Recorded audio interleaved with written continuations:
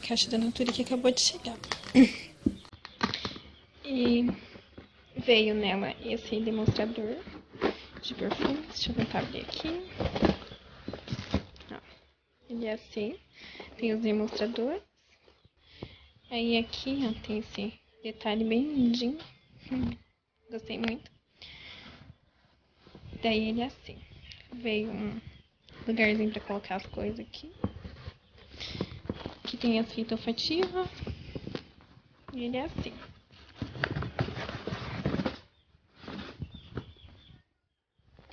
Gostei bastante. E os produtos.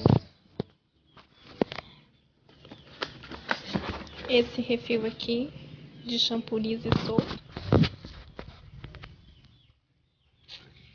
Esse é meu pedido. É dois, veio dois, estava na promoção os dois. Se comprasse dois, ia na promoção. Então eu comprei dois. Esse condicionador também da linha liso e solto. Muito bom. Eu já testei dele, gostei muito. Esse daqui é pedido de uma cliente. Ele é uma polpa desodorante hidratante para o corpo. Da Ecos Castanho. Esse aqui é sabonete, macadâmia, e esse é da minha mãe.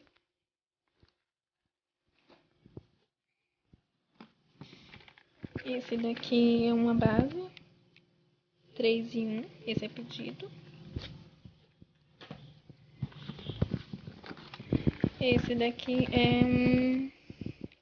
é sabonete esfoliante. Esse é da minha amiga. Veio dois desodorantes aerosol.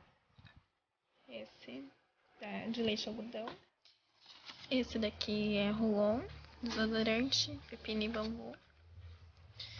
Esse outro desodorante de pera e jasmim. Esse eu já usei, muito bom, muito cheiroso, eu amo ele. Esse aqui é um corretivo, deixa eu mostrar pra vocês. É meu esse, minha cor. Esse é bege, cor bege. Esse daqui é a base da Natural. Comprei pra fazer resenha pra vocês. Em breve vai ter resenha aqui no canal. É a base líquida Matifique. Deixa eu ver aqui a cor dela.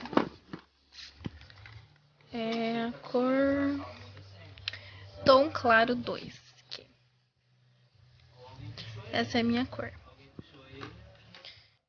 Esse desodorante corporal hidratante dá humor. Muito cheiroso esse daqui. Esse caiaque feminino. Esse é pedido de Clay. Esse é o Cresca Liberdade, perfume também.